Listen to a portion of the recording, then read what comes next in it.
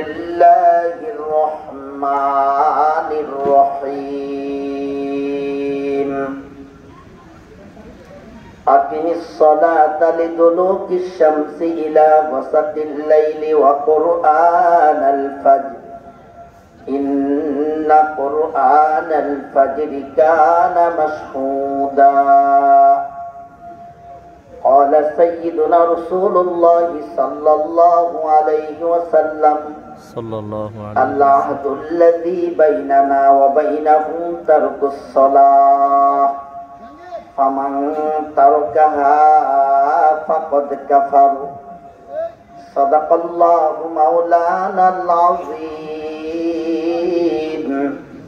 وصدق رسوله النبي الأمي الكريم ونحن على ذلك لمن الشاهدين والشاكرين والذاكرين والحمد لله رب العالمين سبحانك لا علم لنا إلا ما علمتنا إنك أنت العليم الحكيم اللهم صل على محمد وعلى آل محمد كما صليت على إبراهيم وعلى آل إبراهيم إنك حميد مجيد اللهم بارك على محمد وعلى آل محمد كما باركت على إبراهيم وعلى آل إبراهيم إنك حميد مجيد पालता है बीज को मिट्टी की तारीकी में कौन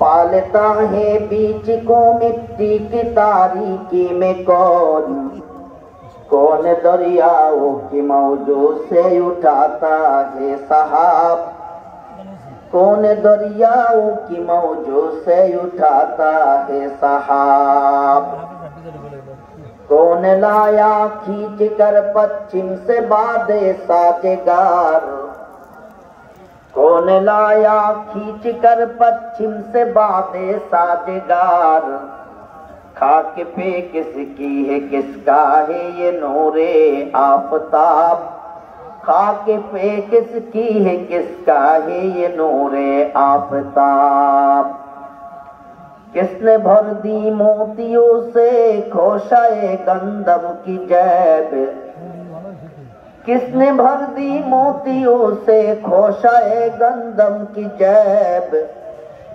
मौसमों को किसने सिखलाया है कोई इनकिलाब मौसमों को किसने सिखलाया है कोई इनकिलाब देख खुदाया ये ज़मीं तेरी नहीं तेरी नहीं देख खुदाया ये ज़मीं तेरी नहीं तेरी नहीं तेरी आबा की नहीं तेरी नहीं मेरी नहीं तेरी आबा की नहीं तेरी नहीं मेरी नहीं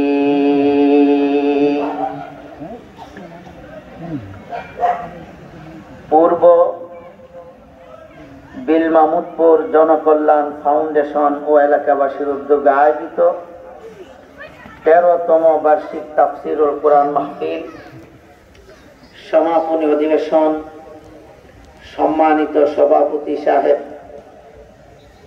হযরত উলামায়ে কেরাম মুরব্বিয়ে নিজাম যুবক ভাইরা বাসা বাড়িতে ঘরে অবস্থানরত পর্দানিশীন পরমা শ্রদ্ধেয়া সম্মানিতা আবেদা জাকেরা শাকেরা সালেহা মা ও বোনেরা রব্বে করিমের দরবারে লাখো কোটি শুকর ও সুজুদ যিনি মেহেরবানি করে দ্বীনের নিসবতে দাওয়াতের নিসবতে আল্লাহ আল্লাহ রসুলের মহব্বতে, জান্নাতের আশায়, মাগফিরাতের আশায়, নাজাতের আশায় আমাদেরকে আজকের এই জান্নাতি বাগানে, বরকতি মজলিসে, হক্কানি ওলামায়ে কেরামের সোহবতে বসে আমলের নিয়তে দ্বীনি কিছু নসিহা শুনবার জন্য আসার এবং বসার তৌফিক দান করেছেন। এজন্য রব্বে করিমের দরবারে ইখলাস ও ইয়াকিনের সাথে সওয়াবের আশায় কালিমাতুশ শুকর আদায় করি, আলহামদুলিল্লাহ। আল্লাহ রাব্বুল আলামিন তিনি আমাদের খালেক, তিনি আমাদের মালিক, তিনি আমাদের রিজিক দাতা, তিনি আমাদের লালনকারী, পালনকারী, হায়াতের মালিক, মৌতের মালিক, আমাদের জান্নাতেরও মালিক, আমাদের জাহান্নামেরও মালিক, আমাদের ইজ্জতেরও মালিক, বেইজ্জতিরও মালিক, আমাদের সুখেরও মালিক, আল্লাহর পক্ষ থেকে আসে সুখ, দুঃখেরও মালিক, আমাদের কষ্ট, মুসিবত, দুঃখ, পেরেশানি সব আল্লাহর পক্ষ থেকে আসে। তো আল্লাহ হলেন আমাদের ইলাহ, আল্লাহ আমাদের মাবুদ,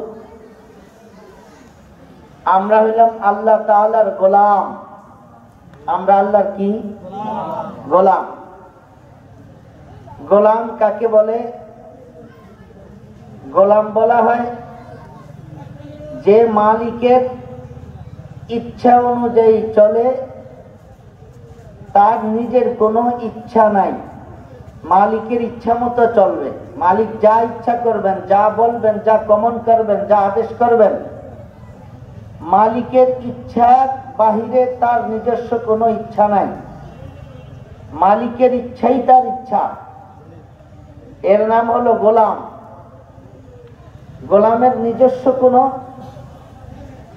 ইচ্ছা মালিকের সামনে চলে না। মালিক যা খেতে দিবে তা খাবে, মালিক যা পড়তে দিবে তা পড়বে, মালিক যেখানে শুইতে দিবে, থাকতে দিবে, সেখানে শুইবে, থাকবে। গোলামের কোনো ইচ্ছা চলবে না যে আমি সকালবেলা এই কবুতরের বাচ্চা ছাড়া নাস্তা খাই না, আর দুপুরবেলা গরুর গোশত ছাড়া ভাত খাই না, আর রাতের বেলা ইলিশ মাছ ছাড়া ডিনার করি না। এই রকম ইচ্ছা কোন গোলাম যদি মালিকের বাড়িতে আইনা দেয়, বলে, ইচ্ছা প্রকাশ করে, এই গোলামকে মালিক গোলাম হিসেবে রাখবে তো? গোলাম জিজ্ঞেস করবে তুমি কি আসলে গোলাম না জামাই? ঠিক না ঠিক বলেন? হ্যাঁ। তো গোলাম হলো কি? মালিকে যা দিবে তা খাবে, যে কাজ করতে বলে করবে, দাঁড়াই থাকতে বললে দাঁড়াই থাকবে, যা পড়তে দেয় তা পড়বে।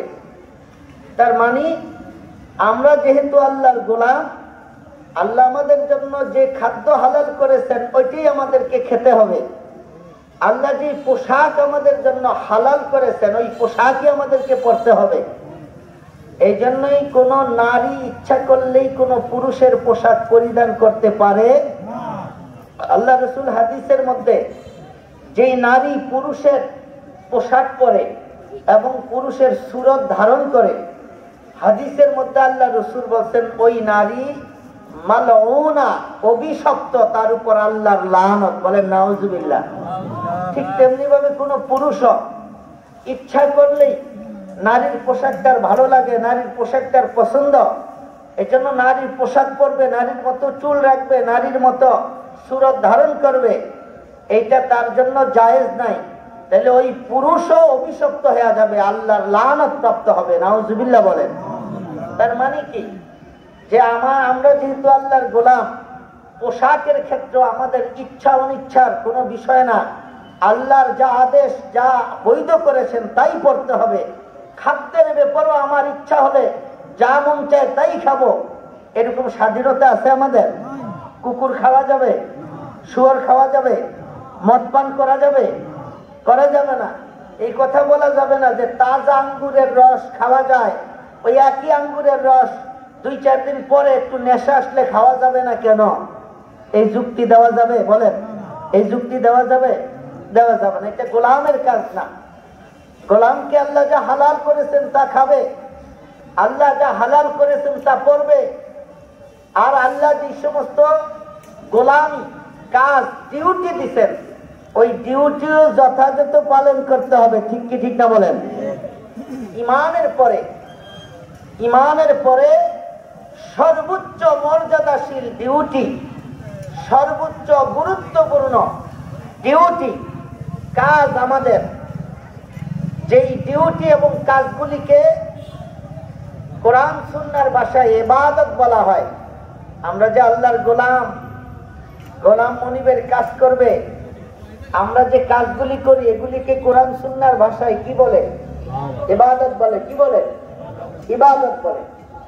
ইবাদতগুলি আমরা করি এবং করব। ইমানের পরে সর্বোচ্চ গুরুত্বপূর্ণ যে ইবাদত, এই ইবাদতের নাম কি বলেন তো আপনারা? বলেন না কি না? নামাজ, সালাত। এটা হলো ইমানের পরে সর্বোচ্চ গুরুত্বপূর্ণ ইবাদত, সর্বোচ্চ গুরুত্বপূর্ণ। এই জন্য আল্লাহ তাআলা এই ইবাদত শুধু জীবনে একবার, যেমন হজ গোটা জিন্দগিতে একবার করলেই ফরজ আদায় হয়ে যায়। যাকাত পুরো বছরে একবার দিলে যাকাতের ইবাদত হয়ে যায়। তারপরে সিয়াম, রোজা পুরো বছরে এক মাস রাখলে সিয়ামের ইবাদত পুরা হয়ে যায়। আর নামাজ এটা এমন ইবাদত জিন্দগিতে একবার পড়লে হয় না, বছরে একবার পড়লেও কাজ হয় না, বছরে এক মাস পড়লেও আদায় হয় না, দৈনিক একবার করে পড়লেও হয় না, বরঞ্চ দৈনিক পড়তে হয় এবং দৈনিক কমপক্ষে 5 বার পড়তে হয়। ঠিক ঠিক না বলেন? কত গুরুত্ব এই ইবাদতের। এই ইবাদতটা আল্লাহর কাছে কত মাহবুব, কত পছন্দসই ইবাদত, যে আল্লাহ তাআলা এই ইবাদতটা বান্দাকে দৈনিক 5 বার দিয়েছেন, প্রতিদিন দিয়েছেন, আবার 5 বার করে দিয়েছেন যে বান্দা তুমি সালাত আদায় করো, তুমি সালাত পড়ো। তোমার সালাত পড়াটা আমি আল্লাহ তাআলার দিলের জন্য প্রশান্তি। আল্লাহু আকবার। সালাত বান্দা যখন আল্লাহু আকবার বলে আল্লাহর সামনে সালাতে দাঁড়ায় যায় আর সালাত আদায় করতে থাকে, এক পর্যায়ে বান্দা যখন আল্লাহর কুদরতি পায়ে সিজদায় পড়ে যায়, তো আল্লাহ তাআলার কুদরতি কলিজা ঠান্ডা হয়ে যায়। আল্লাহু আকবার বলে।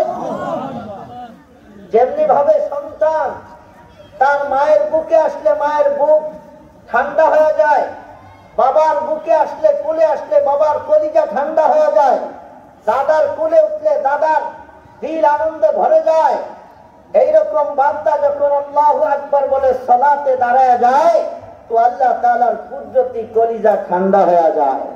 এজন্য এই ইবাদত আল্লাহ তাআলা বেশি বেশি দিবেন, বারবার দিবেন, বারবার। এই ইবাদত এত গুরুত্বপূর্ণ, কত গুরুত্বপূর্ণ ইবাদত আল্লাহ রাসূল এক হাদিসের মধ্যে বলেন, قال سيدنا رسول الله صلى الله عليه وسلم العهد الذي بيننا وبينهم ترك الصلاة فمن تركها فقد كفر। আল্লাহর পয়গম্বর সরকার নবী জনাবে মুহাম্মদুর রাসূলুল্লাহ সাল্লাল্লাহু আলাইহি ওয়াসাল্লাম বলেন, আমাদের মাঝে আর কাফেরদের মাঝে একটা পার্থক্য আছে, একটা পার্থক্য। সেটা হলো কোন মুসলমান নামাজ ছাড়া মুসলমান থাকতে পারে না, আর কোন কাফের জিন্দেগিতে এক ওয়াক্ত নামাজও পড়ে না। ঠিক বলে? কোন মুসলমান নামাজ ছাড়া মুসলমান থাকতে পারে না। নামাজ ইমানের পরে সর্বোচ্চ গুরুত্বপূর্ণ ইবাদত, এত বেশি গুরুত্বপূর্ণ, সরকার নবী বলেন কাফেরদের মাঝে আর মুসলমানদের মধ্যে পার্থক্যই হলো নামাজ। কোন মুসলমান নামাজ ছাড়া মুসলমান থাকতে পারে না। এই জন্য মদিনার যত মুনাফিক ছিল, মদিনার যত মুনাফিক তাদের মুনাফিকি প্রকাশ হয়ে যাওয়ার ভয়ে মুনাফিকরা পর্যন্ত মসজিদে নববীতে আল্লাহ রসুলের ইমামতিতে দৈনিক 5 বেলা জামাতের সাথে নামাজ আদায় করত। মুনাফিকরা পর্যন্ত নামাজ ইমানের আলামত, বেনামাজি কুফুরির আলামত। তো মুনাফিকরা তো উপরে দিয়া মুসলমান দাবি করে, নামাজ যদি না পড়ে তাহলে যে সব মুসলমানরা ভাই তোমরা তো নামাজ পড়ো না, তাহলে তোমরা কাফের। এইটা যাতে প্রকাশ হইয়া না যায়, এই জন্য কাফেররাও, এই মুনাফিকরাও, কাফেররা তো নামাজ পড়েই না, মুনাফিকরা এই মুনাফিকি যাতে প্রকাশ না পায় এই জন্য রসুলের ইমামতিতে 8 কাতারে নামাজ পড়তো, প্রথম কাতারে।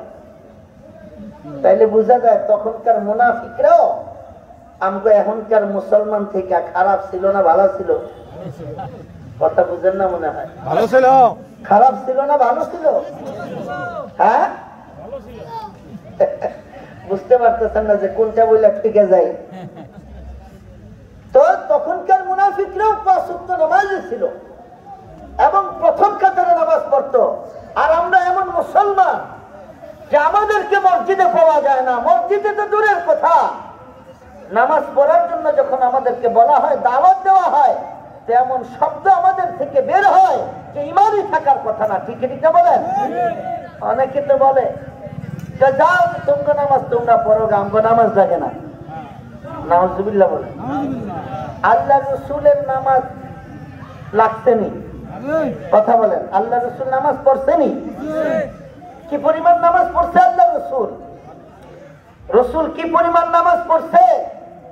হ্যাঁ, রসুল তো 5 ওয়াক্ত নামাজের বাহিরে যে নামাজগুলি পড়ছেন সারা রাত দাঁড়ায়া দাঁড়ায়া, যে আল্লাহ রসুলের পা মোবারক গুলি ভুলে যেত। আল্লাহু আকবার বলেন। নবীজির কি সোয়াবের এত কম ছিল, এত সোয়াব কম ছিল রসুলের, যে সারা রাত দাঁড়ায় দাঁড়ায় পা ভুলে যেত রসুলের? এত নামাজ পড়ার দরকার কি ছিল? যদি নামাজ ছাড়াই ইমানদার থাকা যায়, নামাজ ছাড়াই যদি বেহেশতে যাওয়া যায়, নামাজ ছাড়াই যদি মুসলমান হওয়া যায়, তাহলে রসুল এত নামাজ কেন পড়ছেন? তো রসুল থেকে তোমরা বড় বুজুর্গ, তোমার পিসাব কি আল্লাহ রসুল থেকে বড় বুজুর্গ হয়ে গেছে নাকি? নাউজুবিল্লাহ বলে। যত বড় অলি হোক, যত বড় বুজুর্গ হোক, যত বড় বুজুর্গ, নামাজ তত কম না নামাজ তত বেশি? কথা বলেন না, নামাজ কম না তত বেশি? নামাজ তো বেশি পড়বে। যে আমগো নামাজ লাগে না, তো তোমার নামাজ লাগে না কেন? কাফেরের না নামাজ লাগে না? তুমি কি কাফের? কথা বলেন না, তুমি কি কাফের নাকি? নামাজ লাগে না এই কথা তো কাফের না বলবে। তাদের কোনো নামাজ নাই, তাদের কোনো রোজা নাই, তাদের কোনো হজ নাই, তাদের কোনো যাকাত নাই, তাদের তো ঈমানই নাই, বাকিটি থাকবে কি জন্য? কথা বলেন ঠিক যাবে? এই জন্য আল্লাহর পয়গম্বর বলেন, আল্লাহুল্লাযী বাইনানা ওয়া বাইনাহুমুস সালাহ। কাফেরদের মাঝে আর ঈমানদারদের মাঝে পার্থক্য হলো নামাজ। অর্থাৎ কোন কাফের নামাজ পড়ে না, নামাজ স্বীকার করে না বলে আমাদের নামাজ নাই।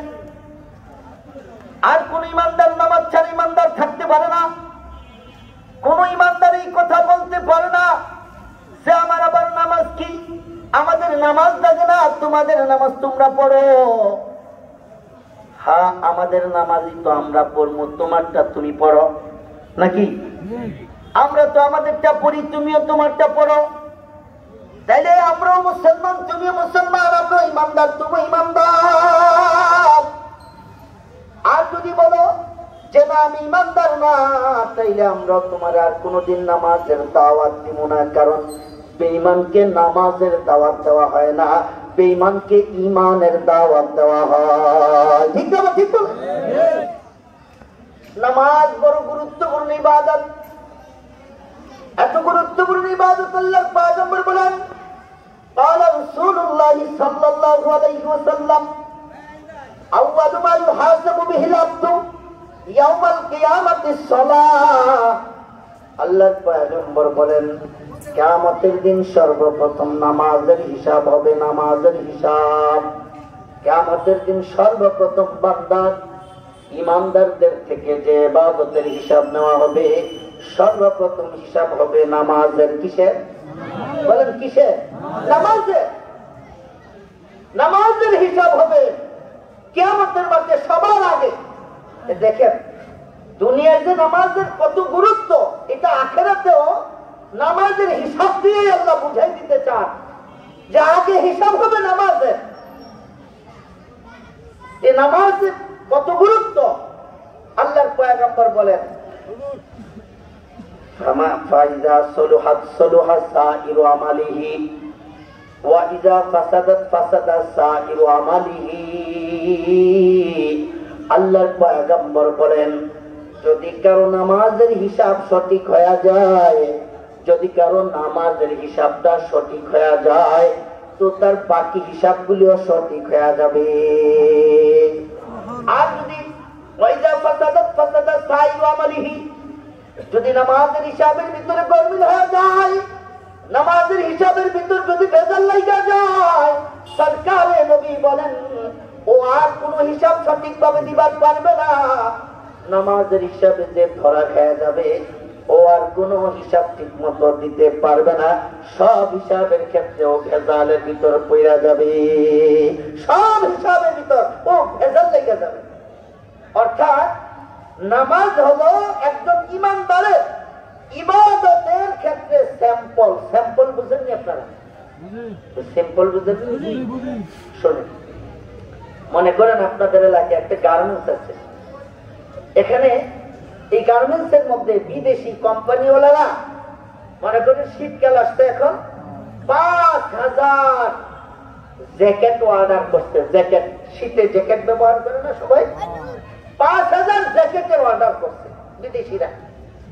এখন বিদেশিরা যখন কোন জিনিস অর্ডার করে, এখানে কোন রঙের বুতাম লাগাবেন, কোন কোম্পানির বুতাম লাগাবেন, এটা সহ লিখে রাখে তারা। যেমন তেমন আপনার মন মতো একটা বুতাম দিলেই কিন্তু ওরা নিবে না। এটা ওরা যেই কোম্পানির বুতাম দিতে বলে এবং যেই রঙের কাপড়ের সাথে যেই রঙের বুতাম দিতে বলে আপনি ওইটাই দিতে হবে।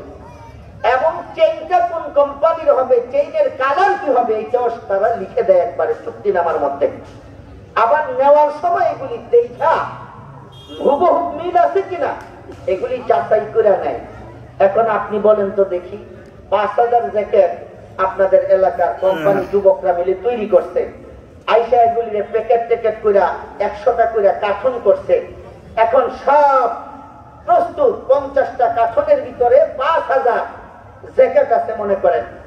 এখন ওরা কি এই যে ৫,০০০ জ্যাকেট ওদের মন মতো হইল কিনা, এই ৫,০০০ প্যাকেট খুইলা কার্টুন খুইলা সব প্রত্যেকটা কি যাচাই করে দেখা দেখা নেওয়া সম্ভব? প্রত্যেকটা জ্যাকেট কি খুইলা দেখা যাচাই করে নেওয়া সম্ভব? সম্ভব না। এটা ২-৩ দিন লেগে যাবে শুধু যাচাই করতে। কি করবে? ওদের মন মতো, ওদের চাহিদা মতো একটা কার্টুন টান দিবে, দিয়া ওইটার ভিতর থেকে ওদের মন মতো একটা প্যাকেট বের করবে, বের করে একটা দেখবে, দেখলো যে ঠিক আছে, তো আরেকটা কার্টুন থেকে হয়তো বা আরেকটা দেখলো ঠিক আছে, তো হয়তো বা বেশির থেকে বেশি আরো একটা কার্টুন থেকে ওদের মন মতো যে আরো একটা দেখি ঠিক আছে কিনা। যখন বিভিন্ন কার্টুন থেকে ২-৩টা দেখবে যে ঠিক আছে, তাহলে ওরা কি মনে করবে যে আমাদের মন মতো যেহেতু ৩টা বের করে ৩ কার্টুন থেকে ৩টা দেখছি, যেহেতু ঠিক আছে, বোঝা যায় সব কার্টুনের সব প্যাকেটেই ঠিক আছে, তখন এই ৩টা দেখাই ঠিক পাইয়া বাকি ৫,০০০ ঠিক আছে এইটা মনে করিয়া সব মাল ওরা নিয়ে যাবে না। ওরা কি বলবে? ৩টা দেখার পরে কি বলবে? বলবে যে হয়েছে, আর দেখা লাগবে না, এবার কি করে কার্গোতে পুরান এগুলি, এগুলিকে খালাস দেন, কার্গোতে পুরান, ৩টা দেখছি ওকে সব ঠিক আছে, আর দেখা লাগবে না। ঠিক কি ঠিক না বলেন? আল্লাহু আকবার। আল্লাহর পয়গম্বর সেই কথাই বলছেন, আউয়ালু মা ইউহাসাবু বিহিল আবদু ইয়াউমাল কিয়ামাতিস সালাহ। কিয়ামতের দিন সর্বপ্রথম নামাজের হিসাব হবে। নামাজ অনেক গুরুত্বপূর্ণ ইবাদত, এই জন্য কিয়ামতের মাঠে সর্বপ্রথম নামাজের হিসাব হবে।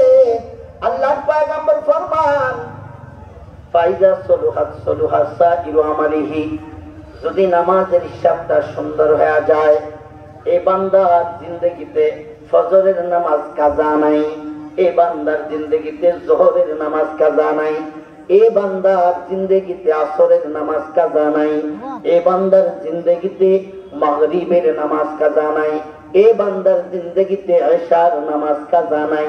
যে বান্দা দৈনিক দৈনিক দৈনিক 5 বার করে নামাজ পড়ে, 5 বার করে নামাজ মালিকের সঠিকভাবে সুন্দরভাবে বুঝায় দিবে, আল্লাহ তাআলা কিয়ামতের মাঠে নামাজটা দেখা বলবেন, হ্যাঁ বুঝতে পারছি এত ঝামেলা, এত ব্যস্ততা, এত ভেজালের ভিতরে যেই বান্দা নামাজ ছাড়ে নাই, প্রতিদিন 5 ওয়াক্ত করে নামাজ পড়ছে, অতএব বোঝা যায় আমার বান্দা পুরা বছরের 1 মাস রোজার ভিতরে কোনো ভেজাল করতে পারে না। বোঝা যায় আমার বান্দা গোটা জিন্দগিতে তার হজ একবার এটার মধ্যে ভেজাল করতে পারে না। বোঝা যায় আমার বান্দা বছরে একবার যাকাত দেওয়ার মধ্যে ভেজাল হয়তো বা করবে না। যাও যাও যাও, আমার বান্দার নামাজগুলি যেহেতু ঠিক হয়ে গেছে, টিক চিহ্ন দিয়া দিলাম, বাকি আমল নামা খুইলা দেখা লাগবে না। আল্লাহু আকবার বলেন, আওয়াজ দিয়া পড়েন আল্লাহু আকবার। হ্যাঁ, নামাজ এত গুরুত্বপূর্ণ, এত গুরুত্বপূর্ণ ইবাদত নামাজ। এই জন্য ইমামদের মধ্যে দেখেন নামাজের ব্যাপারে কত কঠোর ফতোয়া। ইমাম মুহাম্মদ রহিমাহুল্লাহ কি বলতে জানেন? ইমাম মুহাম্মদ রহিমাহুল্লাহ বলছেন যে কেউ যদি ইচ্ছা কইরা 1 ওয়াক্ত নামাজ ছেড়ে দেয়, কয় ওয়াক্ত বলেন? কয় ওয়াক্ত? ইচ্ছা কইরা যদি কোনো মানুষ, কোনো অসুবিধা নাই, নামাজ পড়তে কোনো অসুবিধা নাই, কেউ বাধা দেয় না নামাজ পড়তে, নামাজের পবিত্রতার জন্য পানির ব্যবস্থা আছে, নামাজ পড়ার মসজিদ আছে, কাপড় চোপড় ঠিক আছে, কেউ বাধাও দেয় না, এই অবস্থায় ইচ্ছা করে যদি কেউ নামাজ 1 ওয়াক্ত ছেড়ে দেয়, ইমাম মুহাম্মদ রহিমাহুল্লাহ বলতেন সে আর মুসলমান থাকে না, সে অটোমেটিক পুরা দমে কাফের হয়ে যায়। নাউজুবিল্লাহ বলে। তাহলে ইমাম মুহাম্মদ রহমতুল্লাহ আলাইহির ফতোয়া অনুযায়ী আমাদের সমাজে, আমাদের দেশে, আমাদের পরিবার পরিজনের ভিতরে কি পরিমাণ কাফের আছে চিন্তা করেন আপনি। ইমাম মুহাম্মদ রহমতুল্লাহ আলাইহির ফতোয়া অনুযায়ী আমাদের সমাজে আমরা তো সব মুসলমান দেখি যে এই পাড়ার ভিতরে একটা হিন্দু পরিবার নাই, খ্রিস্টান পরিবার নাই, হ্যাঁ, তারপরে বৌদ্ধ নাই, আমরা সব মুসলমান, আমরা তো সব মুসলমান দেখি। কিন্তু ইমাম মুহাম্মদ রহমতুল্লাহ আলাইহি ফতোয়া অনুযায়ী মুসলমানের সংখ্যা কি পরিমাণ আপনি কর? আর আমাদের মুসলমানদের ভিতরে শুধু ইচ্ছা করে নামাজ ছেড়ে দেওয়ার কারণে কাফেরের সংখ্যা কি পরিমাণ বলেন আপনারা? ইমাম মালিক এবং ইমাম শাফি রহমতুল্লাহ আলাইহি আরেকটু নরম ফতোয়া দিচ্ছেন। ইমাম মুহাম্মদের মতো এত শক্ত ফতোয়া তারা দেন নাই, একটু নরম। সেটা কি? সেটাও কত কঠিন। ইমাম মালিক রহমতুল্লাহ আলাইহি, ইমাম শাফি রাহিমাহুল্লাহ, এই দুইজন যৌথভাবে ফতোয়া দিয়েছেন কেউ যদি ইচ্ছা করে 1 ওয়াক্ত নামাজ ছেড়ে দেয় সে কাফের হইয়া যাবে না, সে কাফের হইয়া যাবে না। তবে সরকারের উপর দায়িত্ব হলো ইচ্ছা করে নামাজ যে 1 ওয়াক্ত ছেড়ে দিবে তারে গ্রেফতার করে কারাগারে বন্দী করে রাখবে, তাকে তওবা করতে বলবে, তওবা করতে বলবে। যদি 1 ওয়াক্ত নামাজ কেন ছেড়ে দিল, যদি তাকে তওবার দাওয়াত দিলে তওবা না করে, ইমাম মালিক রহমতুল্লাহ আলাইহি বলেন, ইমাম শাফি রহমতুল্লাহ আলাইহি বলেন কেন সে তওবা করতে অস্বীকার করলো নামাজ না পড়া, এই জন্য তাকে আর দুনিয়াতে জীবিত রাখবে না, সরকারের দায়িত্ব হলো তাকে হত্যা করা। কি বুঝলেন? ইমাম শাফি এবং ইমাম মালিক রহমতুল্লাহ আলাইহি বলেন যে 1 ওয়াক্ত নামাজ ইচ্ছা করে ছেড়ে দিছে, আমরা তারে কাফের বলি না, তবে এটা বহুত বড় গুনাহ। এই গুনাহ থেকে সরকারের দায়িত্ব তাকে তওবা করানো। যদি সে তওবা করতে অস্বীকার করে যে নামাজও করলাম না, তওবাও করলাম না, এই দুইজন এখন হাত লাইনে চলে গেছেন, বলে যে এখনো তাকে ছাড় দেওয়া যাবে না, কোনো কাফের টাফের কোনো ফতোয়া নাই। এই ব্যক্তি কেন তওবা করতে অস্বীকার করলো? সে এখন মুরতাদ হয়ে গেছে, আর মুরতাদের শাস্তি হলো মৃত্যুদণ্ড, সরকারের দায়িত্ব তাকে হত্যা করা। কি বুঝলেন? কারণ কি? কারণ হলো বেনমাজির উপরে আল্লাহর লানত। বলেন কার লানত? জোরে বলেন। এখন বেনমাজির উপর যদি আল্লাহর লানত হয়, বেনমাজি যেখানে যাবে তার উপর যেহেতু লানত বর্ষণ হইতে থাকে, সে যেখানে যাবে সেখানে কি রহমত যাবে না লানত যাবে? তাইলে সে যদি মুসলমানদের এলাকায় ঘুরে মুসলমানদের সমাজে চলে, রহমত নিয়ে চলবে না লানত নিয়ে চলবে? এই জন্য ইমাম মালিক এবং শাফি বলেন, মুসলমানদের সমাজে লানত, আল্লাহর অভিশাপ ছড়াই দেওয়ার সুযোগ তাকে দেওয়া যাবে না, তাকে হত্যা করো, আল্লাহর লানত যাতে বন্ধ হয়ে যায়। আল্লাহু আকবার।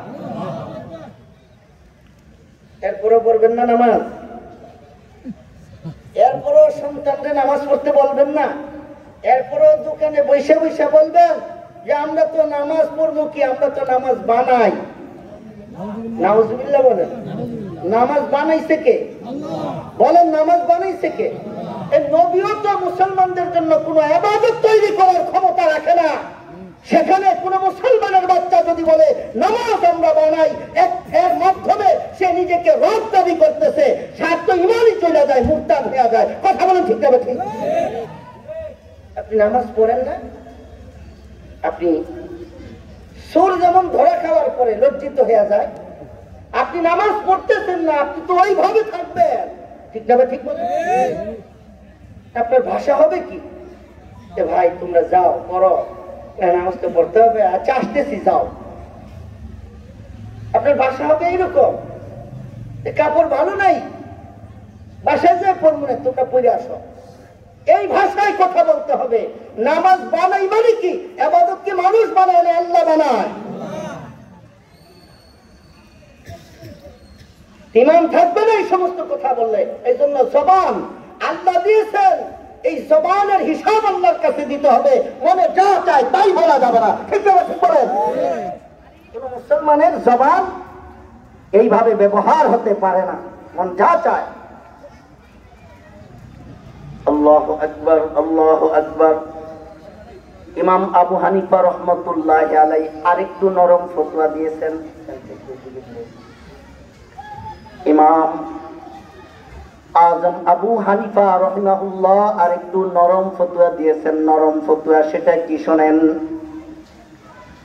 আমরা বাংলাদেশের মুসলমানকে যারাই যাকে ইমাম মানি, যে ইমামের শরঈ ব্যাখ্যাগুলি আমরা গ্রহণ করি, কোরআন হাদিসের যে ব্যাখ্যাগুলি আমরা যে ইমামের গ্রহণ করি, যে ইমামকে ইমামে আযম বলা হয়, সর্বোচ্চ ইমাম, আবু হানিফা রাহমাতুল্লাহি আলাইহি বলেন, কোন মুসলমান যদি ইচ্ছা করে এক ওয়াক্ত নামাজ ছেড়ে দেয়, তিনি বলেন আমিও তাকে কাফের বলি না, তবে সরকারের দায়িত্ব হলো তাকে গ্রেফতার করা, তাকে জেলখানার ভিতর যতদিন তওবা না করবে অতদিন পর্যন্ত বন্দী করে রাখবে। তওবাকে অস্বীকার করলে তাকে হত্যা করবে না, বরঞ্চ শেষ মৃত্যু পর্যন্ত তাকে কারাগারের ভিতর বন্দী করে রাখতে হবে। মুসলমানদের সমাজের ভিতর চলতে দেয়া যাবে না। কেন? তার উপর তো আল্লাহর লানত। যেখানে যায় তো লানত দেয়া যাবে। আপনার ঘরে ঢুকছে তো লানত দেয়া ঢুকবে, আপনার বাড়িতে গেছে তো লানত দেয়া যাবে, বাজারে গেছে তো লানত দেয়া যাবে, কোন বিবাহ অনুষ্ঠানে গেছে তো সেখানে লানত দেয়া যাবে। তার কারণে আল্লাহর লানত গোটা দেশে, সমাজে, এলাকায় ছড়াইয়া পড়বে। মানুষের উপর আল্লাহর অভিশাপ আসতে থাকবে এই একজনের কারণে। এই জন্য ইমাম আবু হানিফা রাহমাতুল্লাহি আলাইহি বলছেন, ইচ্ছা করে যে নামাজ ছেড়ে দেয় তাকে মওত পর্যন্ত বন্দী করে রাখতে হবে। হয় তওবা করবে আর না হয় গ্রেফতার হয়ে বন্দী থাকবে। স্বাভাবিকভাবে চলতে দেওয়া যাবে না। কথা বলেন ঠিক যাবে? ঠিক। এরপরে নামাজ পড়বেন না। হায় হায়।